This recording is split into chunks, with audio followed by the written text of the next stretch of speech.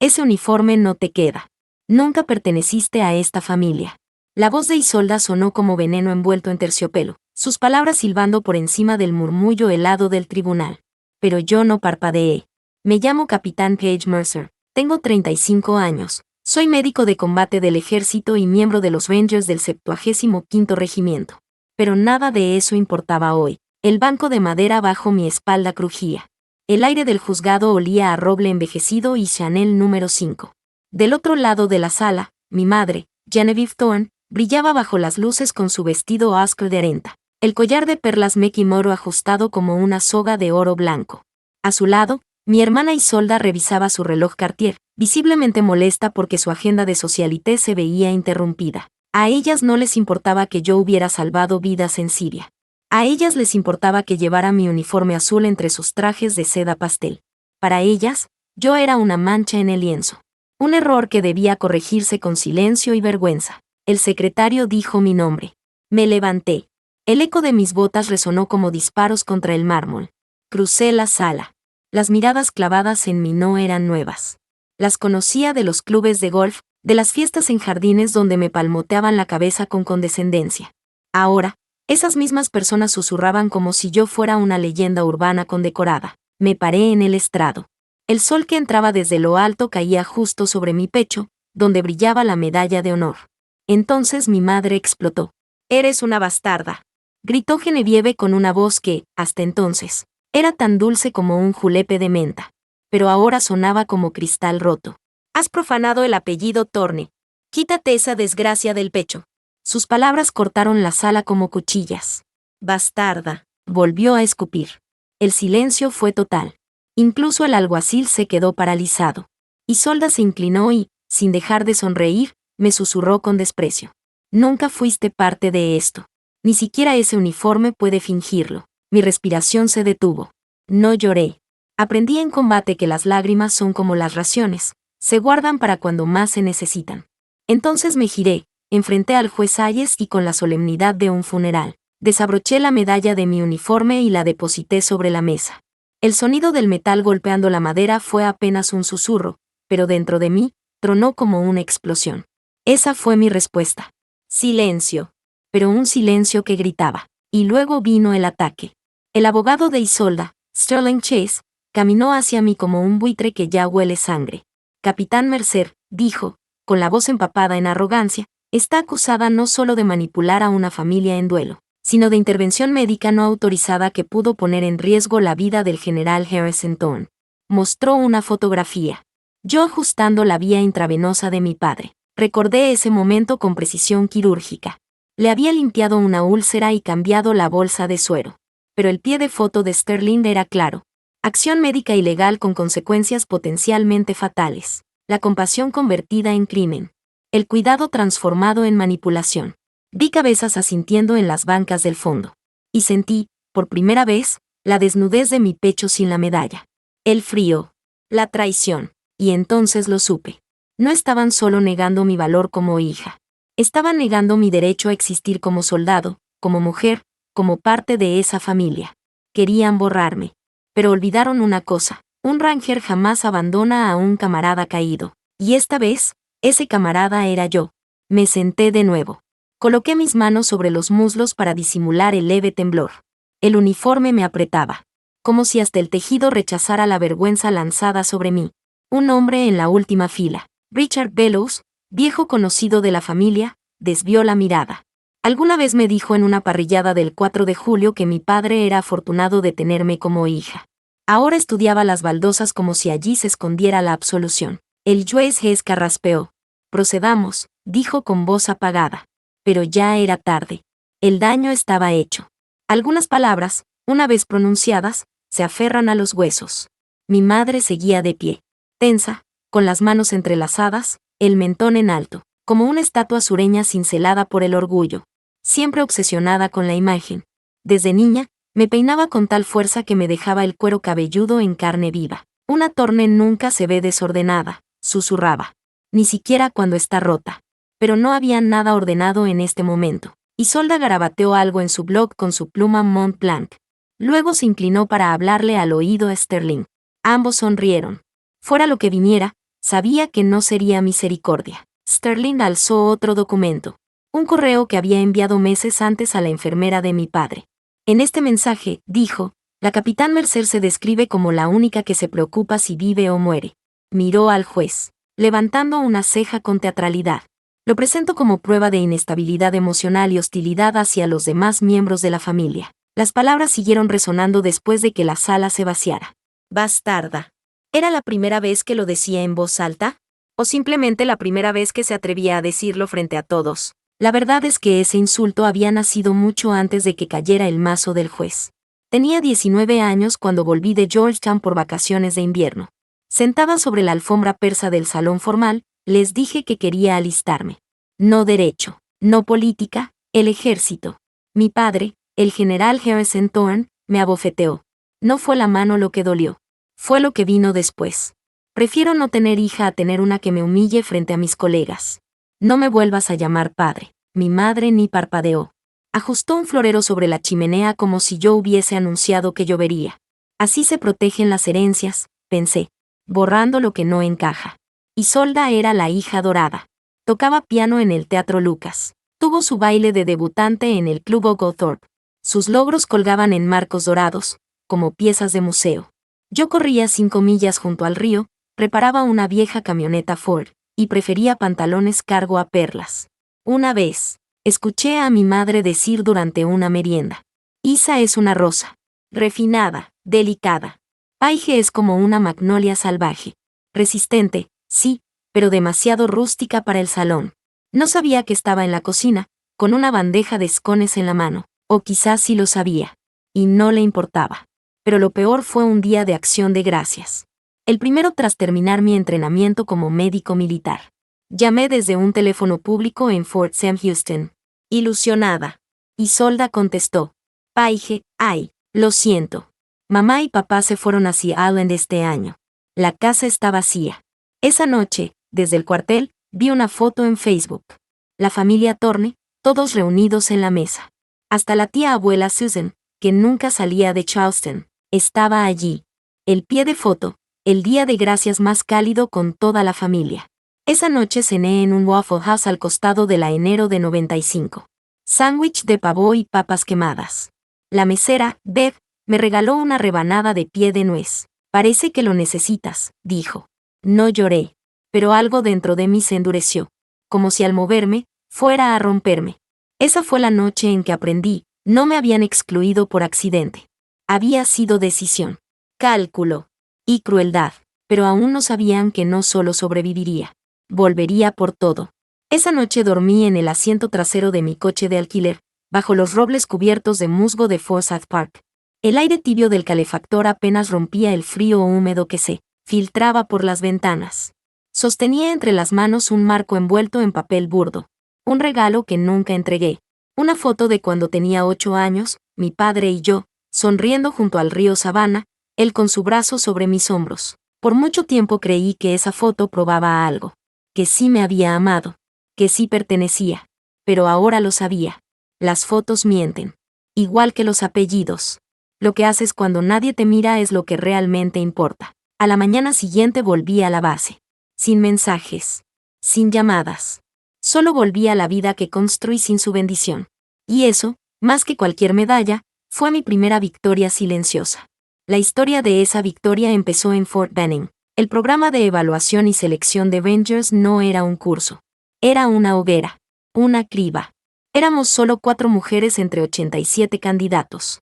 Cada día comenzaba antes del amanecer, y cada músculo gritaba para cuando el sol llegaba al cenit. Dormía en un barracón compartido con hombres que no necesitaban hablar para expresar lo que pensaban.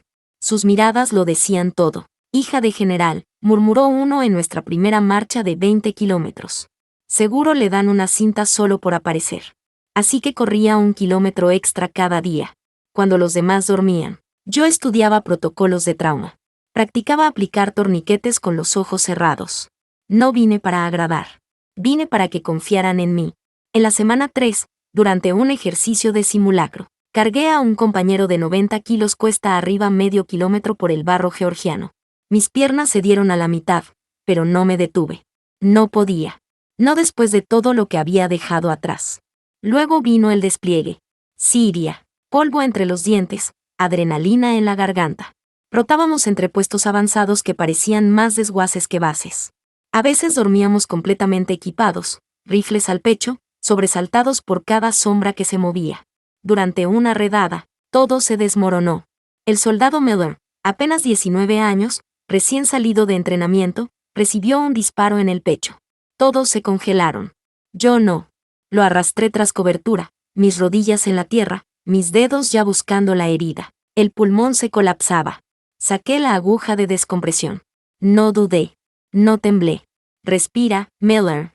Quédate conmigo. Perforé la pared torácica. El aire salió silbando.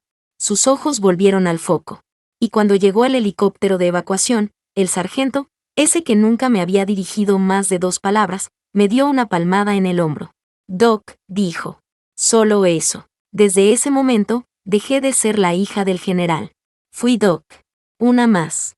Pero ese título tenía un costo. Me perdí la boda de mi mejor amiga. Funerales. Cumpleaños. Los primeros pasos de sobrinos que apenas conocía. Incluso perdí a un hombre que amé. No fue la guerra la que lo alejó. Fue la distancia. Las promesas rotas. La realidad de que el deber siempre va primero. En una de las pocas videollamadas que tuve con Isolda, ella vio mis condiciones. Paredes de concreto, una cama de campaña, una bolsa como mesa de noche. Chongu Kai Chon Cha, dijo entre risas. No puedo creer que hayas elegido esto en vez de un penthouse en Buckhead. Sonreí. Al menos aquí no hay serpientes, hermana. No lo entendía. Nunca lo haría. Lo más doloroso no era la distancia. Era saber que para ellos todo esto no valía nada. Pero yo seguía. Cada noche antes de nuestra ceremonia de graduación, bajo el cielo de Georgia lleno de estrellas, repetimos juntos el credo del Ranger. Mi voz no temblaba. Mi corazón sí. Nunca fallaré a mis camaradas. Siempre estaré alerta, fuerte, recta. No pensé en Genevieve. No pensé en Isolda. Pensé en Miller. Pensé en los hombres que sangraron junto a mí. Ellos eran mi familia ahora. No usaban perlas ni hablaban de etiqueta. Usaban sudor, polvo y acero. Y se ganaron mi lealtad con sangre, no con lazos de sangre. Tras la ceremonia, caminé sola a los barracones. El parche de Ranger en mi hombro parecía pesar 1 tonelada. Mientras los demás llamaban a casa, yo me senté en mi cama, abrí un paquete atrasado. Dentro, una barra de granola, un libro de misterio usado y una nota. Sigue destrozándola. De una compañera del rock. No era una carta manuscrita de Savannah, pero me conmovió más que cualquier sobrebordado. Me acosté, miré al techo, y entendí que ya no necesitaba su aprobación. Nunca la necesité, pero ahora lo sabía con certeza. Después de la misión en el Cuerno de África, me llamaron a cuarteles.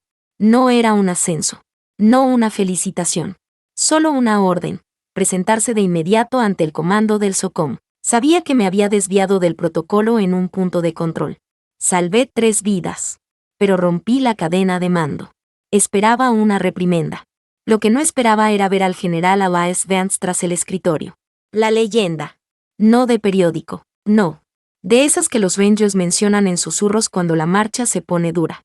No me ofreció la mano. No me invitó a sentarme. Solo me observó. He leído tu informe, dijo, deslizándome una carpeta. Rompiste el protocolo. Sí, señor. No me excusé. No bajé la mirada. Él se reclinó. Y al hacerlo, salvaste 3 vidas. Parpadeé. No sonrió. Pero el aire cambió. Eso no te hace buena soldado, capitán Mercer. Te hace líder. Un nudo me subió por la garganta. No era orgullo. Era reconocimiento. Respeto. 2 cosas que había perseguido toda mi vida sin saber cuán hambrienta estaba por ellas. No mencionó a mi padre. Ese silencio fue un regalo. Un acto de misericordia. Me permitió salir de su sombra. Semanas después, tras un briefing clasificado, me tomó del brazo. Conocí a tu padre, dijo.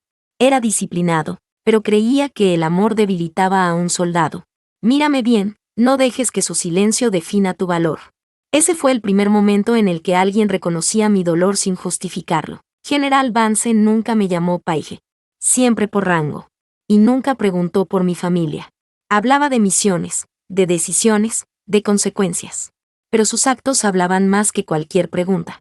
Una vez, cuando me cancelaron el permiso 3 veces. Me detuvo fuera de la sala de situación. ¿Estás bien? Sí, señor. Esperó, sin moverse. No fue una pregunta de cortesía, capitán. Asentí. Ese era él. Y un día, después de una sesión brutal en Fort Liberty, antes de irme, me dijo, si alguna vez necesitas algo, canal directa. Conmigo. No con un asistente. Con él. No era protocolo. Era promesa. Y salí de esa sala más liviana, no porque hubiera hecho algo extraordinario, sino porque alguien me vio. Alguien que no temía mi sombra. Y eso importa. Cuando tu propio padre no reconoce tus logros. Cuando ni tu mejor esfuerzo merece una mención. Cada momento de reconocimiento se vuelve una revolución. Y si alguien te ha visto más que tu propia sangre, si alguien que no te debía nada te dio todo, sabrás lo que sentí. Porque Vance no me dio aprobación. Me dio dignidad. La llamada llegó a las 2:17 de la mañana, hora de Afganistán. Habíamos vuelto de una misión de reconocimiento de 14 horas. Tenía aún las botas puestas cuando vibró el satelital. El nombre en la pantalla, Isolda. No hablábamos desde hacía casi un año. Papá tuvo un derrame cerebral, dijo, sin preámbulos ni emoción. Es grave. Mamá te necesita. No te necesitamos. No él preguntó por ti. Solo mamá te necesita. Como si yo fuera parte del personal médico. Como si fuera una empleada de guardia. Solicité permiso de emergencia. 48 horas después, volaba de regreso a Savannah, mi mochila todavía cubierta de polvo del desierto. Cuando crucé el umbral de la casa de los Thorne, supe que nada había cambiado. Excepto yo, nadie abrió la puerta. Me dejé entrar. Genevieve estaba en el salón, hojeando la revista Town Country. Piernas cruzadas, perlas intactas. Levantó la vista, inspeccionó mi uniforme como si fuera una toalla sucia. Deberías lavarte y ponerte algo más presentable, dijo, con esa dulzura envenenada. Hueles a diésel y antiséptico. Me estás dando dolor de cabeza. Ni abrazo. Ni información. Ni un mísero ¿cómo estás? Isolda ni siquiera estaba. Manejaba las cosas desde Atlanta, que en su idioma significa cócteles y excusas desde Buckhead. Subí las escaleras. Lo encontré en su habitación, la misma donde una vez me prohibieron entrar con botas. Ahora estaba rodeado de máquinas, cables y tubos. El mismo hombre que rugía órdenes a generales no podía levantar una mano. Pero cuando toqué sus dedos, parpadeó. Lento. Pesado.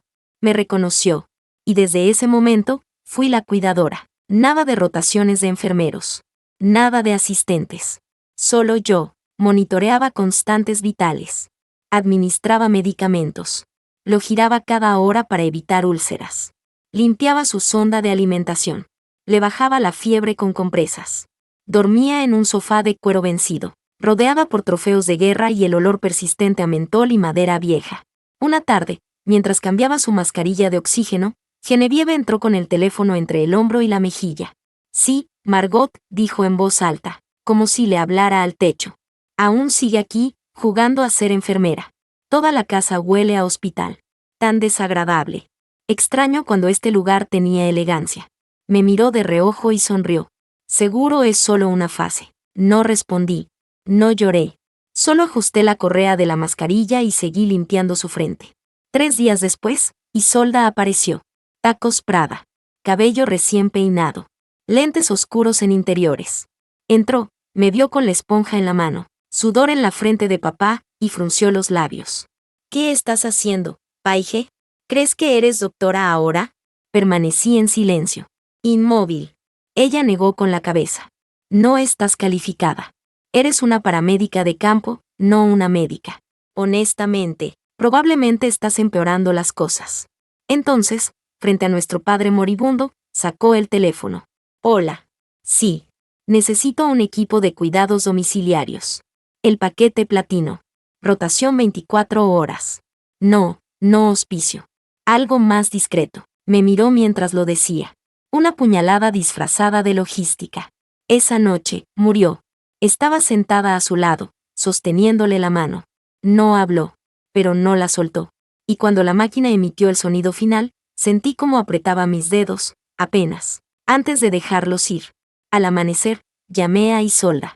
No contestó. Genevieve entró brevemente, se secó los ojos con un pañuelo bordado, y suspiró. Bueno, Supongo que debemos hacer los arreglos. Eso fue todo. Ni un elogio. Ni una historia. Solo trámites. 2 días después del funeral, recibí un sobre Manila. Nombre mecanografiado, Paige Mercer. Dentro, una carta formal del equipo legal de Isolda. Impugnaban mi participación en los asuntos de la herencia. No condolencias. No agradecimientos. Una demanda. Esa noche no dormí. Me senté en el porche trasero, el mismo donde papá me enseñó a lustrar botas, cuando aún hablábamos sin miedo. Dentro, en la sala, colgaba su caja de sombra militar, medallas, cintas, una foto frente al Pentágono. Ninguna foto mía, pero recordé algo. En el entrenamiento básico, una vez lo vi tras la cerca del campo. No dijo nada. Solo me observó correr bajo la lluvia. Creía que no lo había notado. Pero sí, estuvo 10 minutos. Y se fue. En ese entonces pensé que no significaba nada. Ahora, no estoy tan segura. No tuve cierre. No tuve un final limpio. Tuve un apretón de manos. Un último acto silencioso. Y a veces, eso basta para cargar con toda una vida. Después del funeral, vagué por los jardines. No los había pisado desde la adolescencia. Las rosas blancas que él podaba cada sábado estaban marchitas, convertidas en espinas. Terminé en el garaje, junto a la vieja camioneta Chevy que papá usaba cuando nadie lo veía. Estaba cubierta de polvo, pero las llaves seguían colgadas en el mismo gancho. Me senté al volante. Silencio, pero un silencio diferente. Menos juicio. Más espacio. Abrí la guantera. Un recibo de taller mecánico, fechado 6 meses después de que me alistara. En los márgenes, su letra. No dejes que maneje con frenos dañados otra vez. Lo sostuve largo rato. Entendí que hubo cosas que hizo por mí en silencio. Cosas que no supe ver o que no me dejaron ver. Eso no lo excusa todo.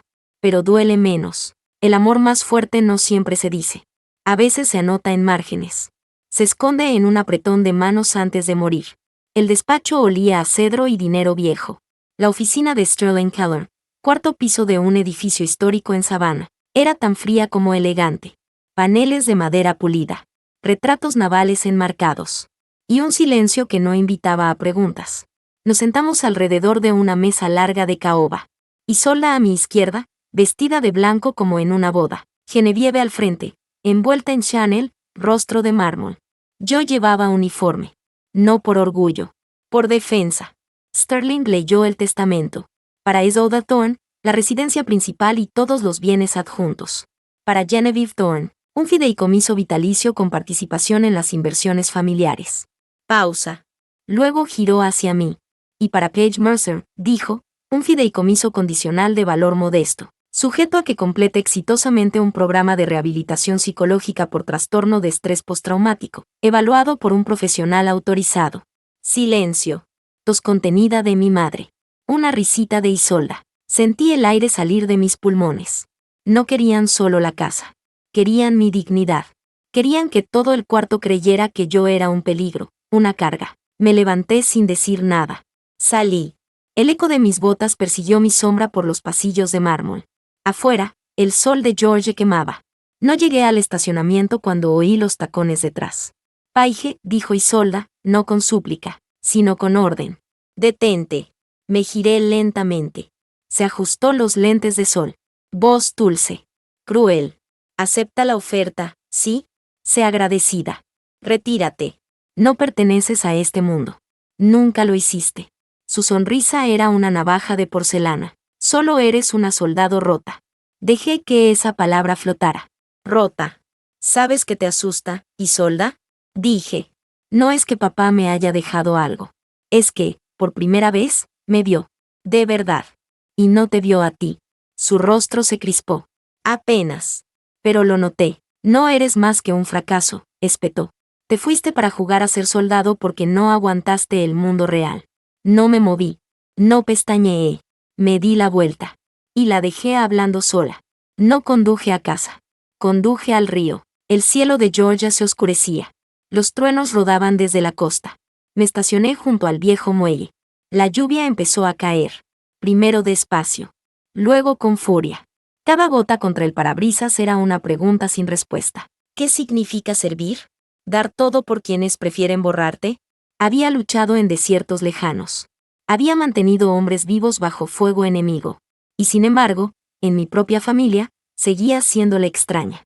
La lluvia difuminaba todo, menos la memoria de su parpadeo, de su apretón de manos, de esa rendición silenciosa que los demás nunca verán, porque eligieron no mirar. Pero yo sí lo vi. Y por eso, aún tenía una guerra que pelear. La oficina desde fuera no era nada.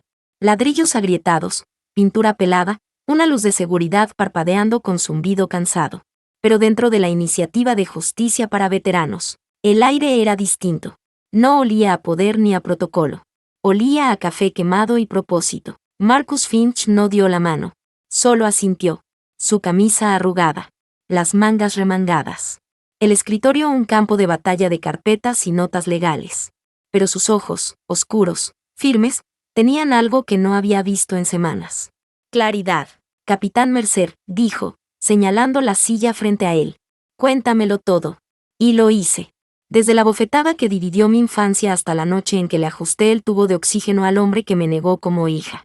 Le hablé del silencio, del desprecio, del testamento, de cómo intentaron tatuarme la vergüenza y yo solo aprendí a esconderla.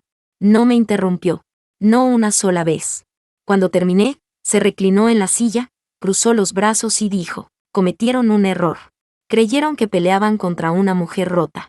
No se dieron cuenta de que despertaron a una Ranger. No sonreí, pero dentro de mí, algo se aflojó. Como un músculo demasiado tiempo contraído. Finch actuó al instante. Trazó una línea de tiempo. Solicitó correos, notas de voz, cualquier rastro de comunicación.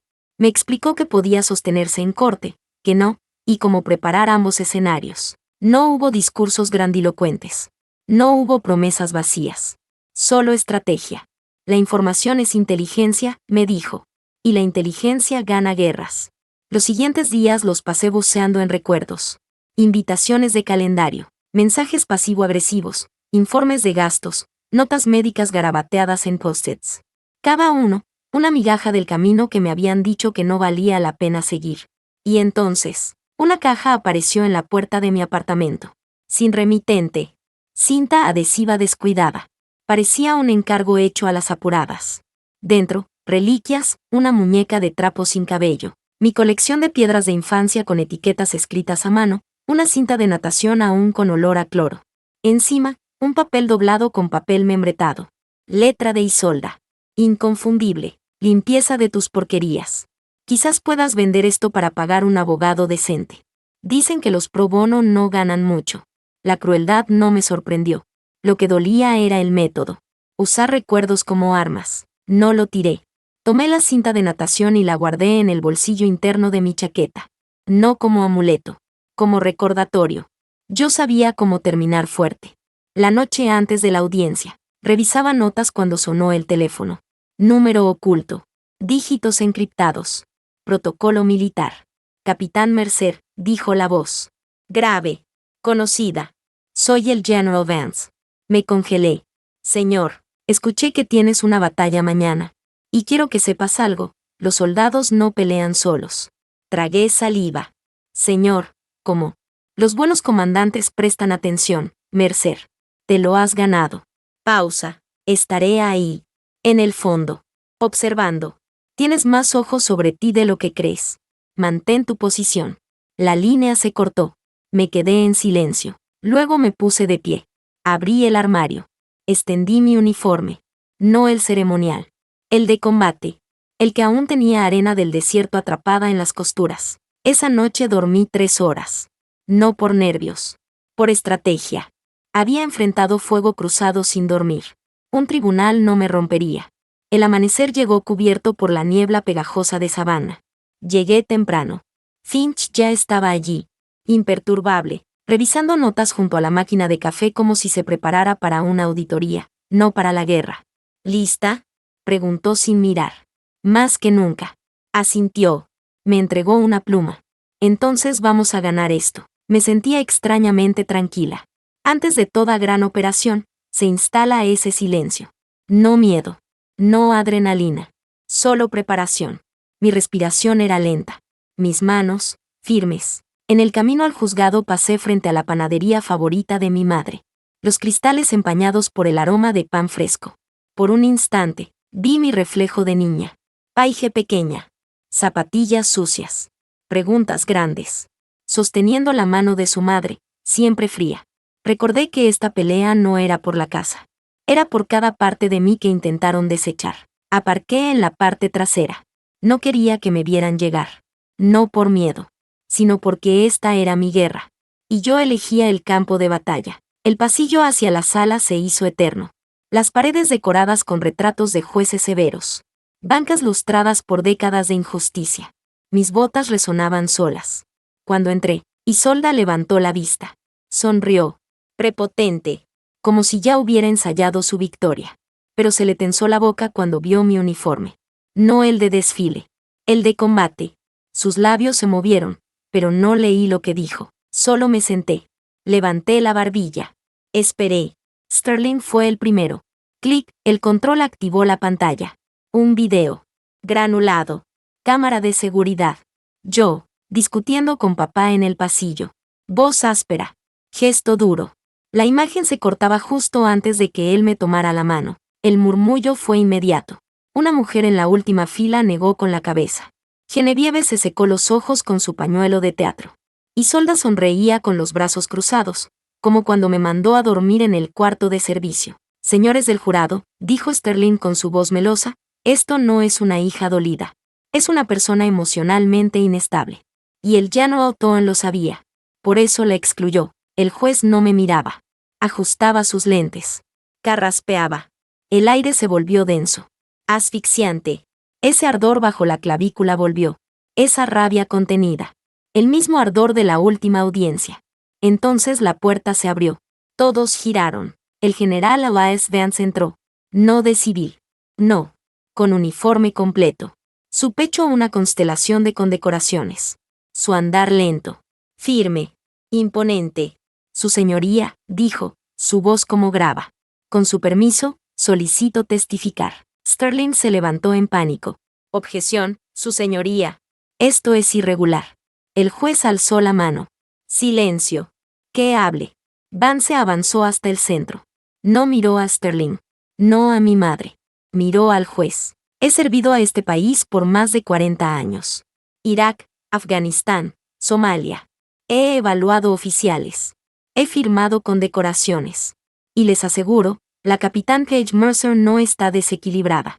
Es una soldado. Y me salvó la vida. Se hizo el silencio. En 2017, cerca de Al-Chadi, nuestro convoy fue emboscado. Un RPG destruyó el vehículo de punta. Perdimos comunicaciones. Yo sangraba por una arteria femoral detrás de un Humvee volcado. Respiró hondo. Fue Mercer quien me arrastró 50 metros bajo fuego y aplicó un torniquete improvisado con su propio cinturón.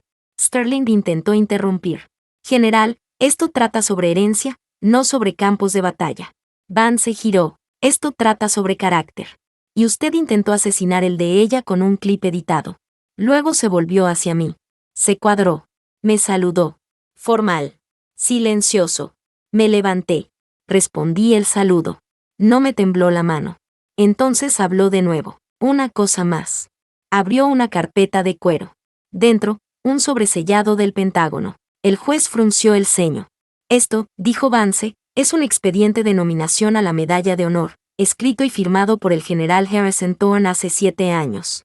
Gasps. Solicitó que la entrega se retrasara.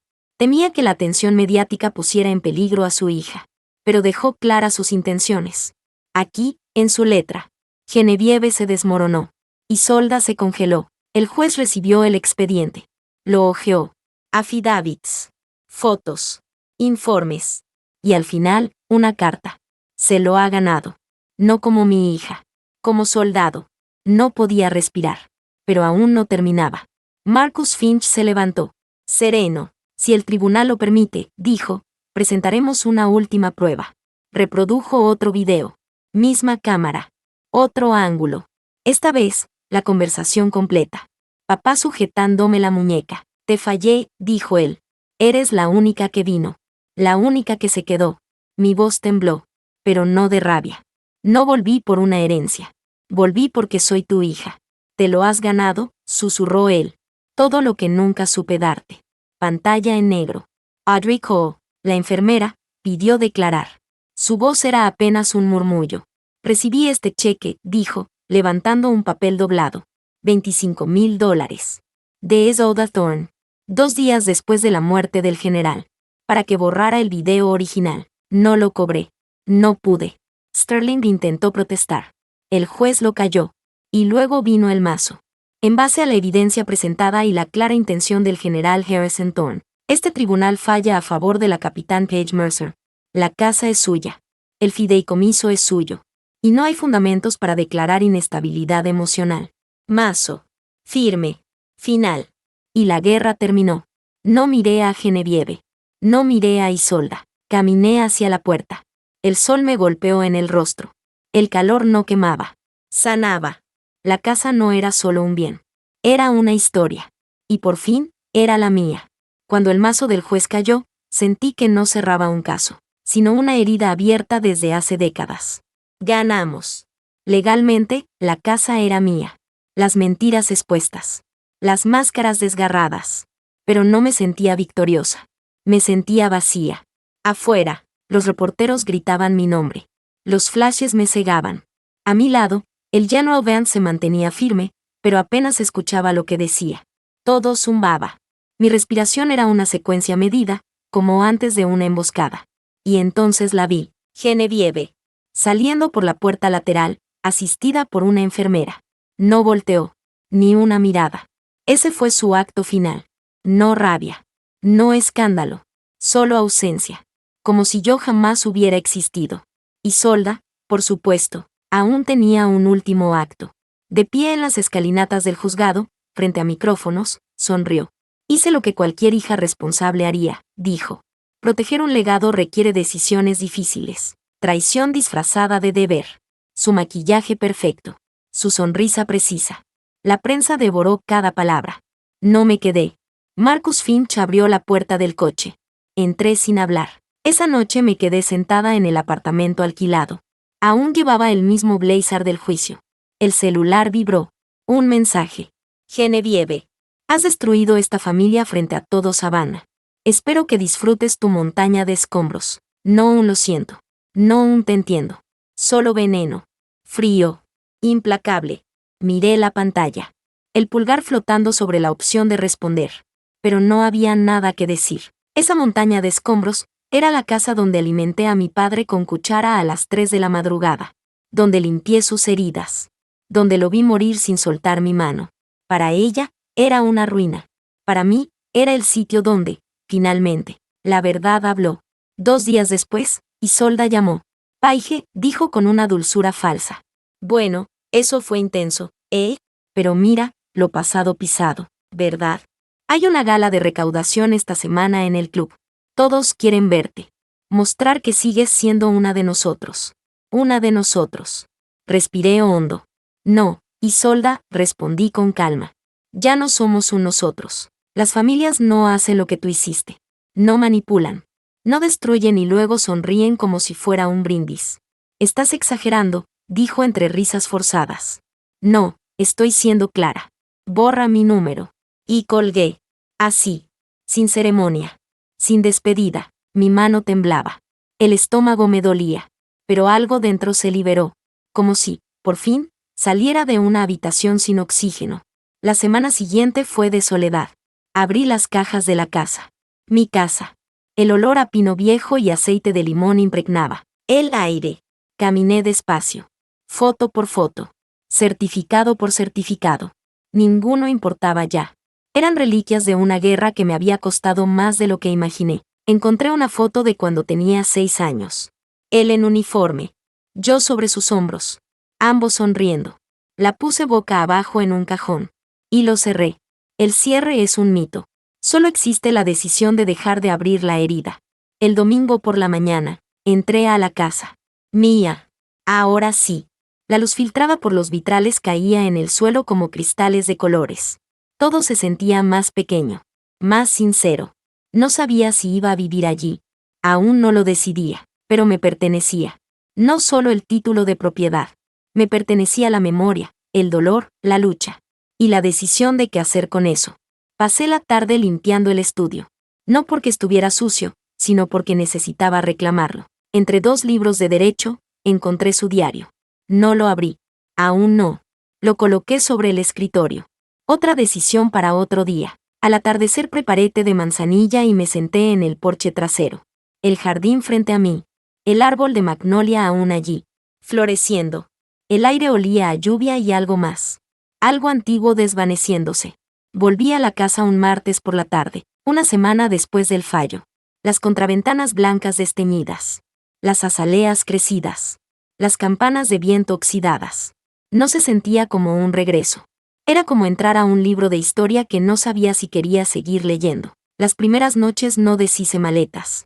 Dormí en el sofá de mi antiguo cuarto, envuelta en una manta que olía a madera y libros viejos. La casa crujía como si también estuviera de duelo, pero no la forcé. No reemplacé muebles. No pinté paredes. Solo viví. Me senté en el sillón de mi padre. Cociné cenas silenciosas. De a poco, aprendí a respirar de nuevo. Una mañana abrí la puerta trasera. Café en mano. El sol apenas tocaba las copas de los robles. Miré hacia el rincón del jardín donde una vez estuvo el magnolio viejo. Lo arrancó un huracán hace años. Tomé una pala. Crucé el patio. Elegí el lado con más luz. Y comencé a cavar. Esa tarde planté un nuevo magnolio, no como homenaje al pasado, sino como señal de algo diferente. Algo elegido. En el centro de transición para mujeres veteranas de Savannah, no era la Capitán Mercer. Solo era Paige. Empecé a asistir a los círculos de los martes. Al principio solo escuchaba. Mujeres de todas las ramas. Negras, blancas, latinas. Madres, viudas. Las calladas. Las rotas. Las que hacían chistes para no llorar. Carla perdió una pierna por una mina en Kandahar. Mónica no podía dormir más de 2 horas seguidas sin pesadillas. Compartíamos café frío, galletas duras y silencios con peso. Conté mi historia en la 4ª semana. No el escándalo legal. No el drama. Conté lo que vino después. Habitar un duelo sin brújula. Parchar paredes en una casa que aún olía a fantasmas. No aplaudieron. No me compadecieron. Asintieron. Porque entendían. Nos volvimos familia. Extraña. Cicatrizada. Hermosa. Celebrábamos cumpleaños con cupcakes y karaoke desafinado. Acompañábamos camas de hospital cuando una caía enferma. Y a veces, simplemente nos sentábamos juntas sin decir nada. Un sábado, abrí el ropero de mi padre. Envuelta en un paño suave, allí estaba mi medalla de honor. No la había visto en semanas. No estaba colgada en una vitrina. La puse en ese cajón junto a una foto de él enseñándome a encarnar un anzuelo cuando tenía 7. Sonreía. Sin uniforme. Ese cajón no era un altar. Era un recordatorio. Sobrevivir también es una forma de valor.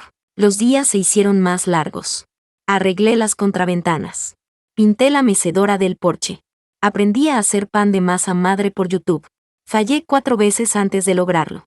Una vecina, la señora Coleman, la misma que antes me ignoraba, trajo tomates de su huerto. ¿Necesitas ayuda con el jardín? Sí, reí. Puedo coser una herida de metralla. Pero no tengo idea de usar un desmalezador. La casa empezó a sentirse distinta. Más cálida, como si perteneciera a alguien que dejó de huir. Una noche, leí una frase en un blog de Brené Brown. La vulnerabilidad no es ganar o perder. Es tener el coraje de presentarte y ser vista, cuando no puedes controlar el resultado. La leí 2 veces. Luego una tercera. Esa línea remendó algo dentro de mí. Me presenté. Me dejé ver. Incluso cuando todo dentro de mí gritaba por desaparecer. Una mañana de primavera caminé al patio trasero. El magnolio joven había sobrevivido al invierno. Su primera flor había abierto. Blanca. Perfecta. Desafiante contra la tierra roja de Georgia. Me quedé allí. Descalza. Con el pasto húmedo bajo los pies. Y entendí. Esto no era un cuento de hadas. Genevieve nunca pidió perdón. Isolda jamás enfrentó cargos. El apellido Thorne aún pesaba más en Savannah que en mi corazón. Pero por primera vez, no vivía bajo su sombra. La casa ya no era de ellos. Era mía. El jardín era mío. La paz, ganada a pulso, era mía. Y eso bastaba. La primavera se asentó en Savannah como un suspiro largo. Las glicinas colgaban de los porches, los vendedores de helado recorrían las calles en bicicletas oxidadas. Y la brisa traía ese aroma familiar de madreselva y asfalto caliente. Era la misma ciudad. Pero para mí, era otra. Yo era otra. Un sábado por la tarde, mientras quitaba hojas secas del nuevo magnolio, alguien tocó el timbre. No esperaba a nadie. Me limpié las manos en el pantalón de trabajo y abrí la puerta. Allí estaba. Genevieve. No en su Audi. No con tacones ni traje de lino. Solo ella. En jeans, un suéter sin forma, y una expresión que no reconocí al instante.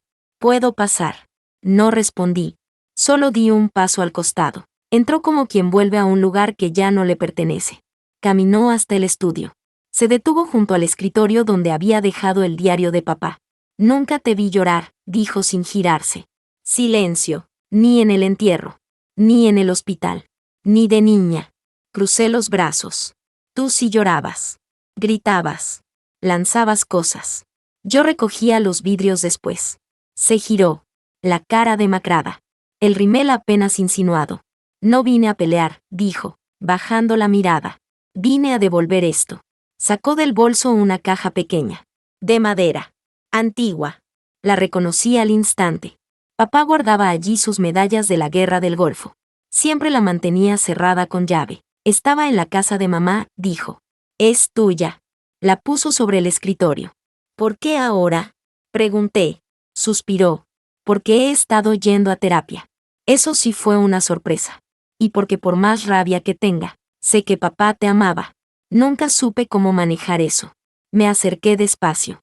Coloqué los dedos sobre la tapa de la caja. Te tomó destruirme para darte cuenta. Lo sé, susurró. Silencio. Paige, lo que hiciste allá, con papá, yo no pude. Se sentó. Las manos en el regazo. Como una niña que no entiende el castigo. No voy a pedirte perdón. No todavía. Sería egoísta. Solo quería que supieras que, intento. Eso era todo. Ningún discurso. Ninguna lágrima estratégica.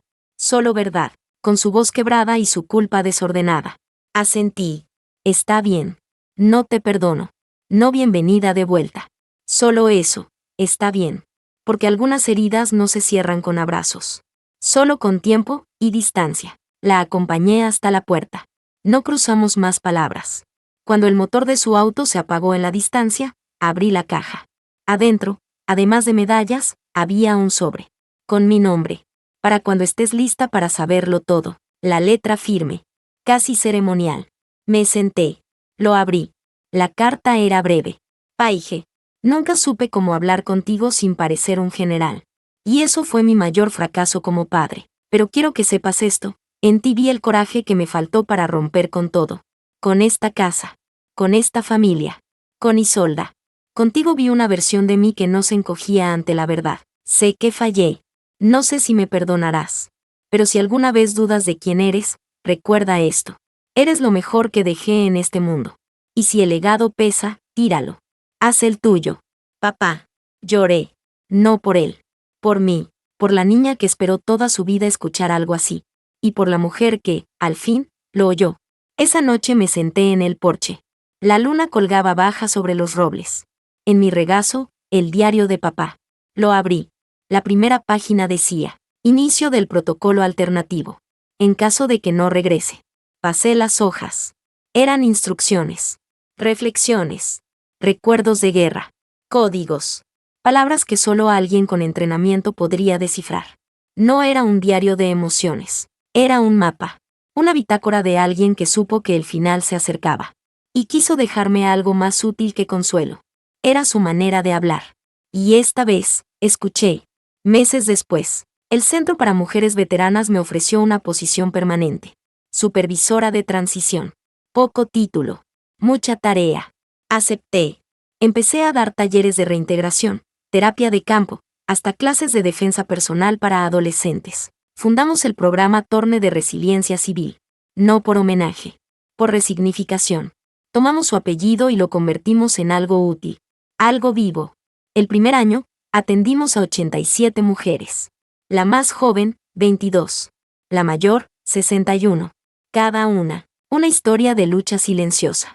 Como la mía. Como la tuya. La casa cambió con los años. Quité cortinas.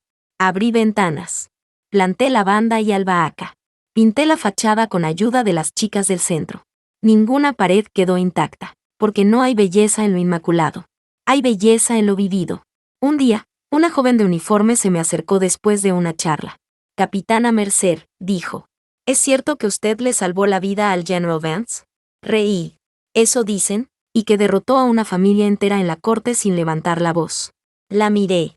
Lo único que derroté fue el miedo de no valer lo suficiente. Se quedó en silencio. ¿Y valió la pena? Pensé en la herida. En la casa. En la carta. En la flor blanca del magnolio. Sí, pero no porque gané, sino porque ya no tengo que pelear para existir. Un domingo, volviendo de caminar al río, encontré una carta en el buzón. Sin remitente. Solo una flor dibujada a mano. Dentro, una nota. Vi el jardín. El magnolio. Es hermoso. Gracias por quedarte. G. La caligrafía temblorosa. Pero honesta.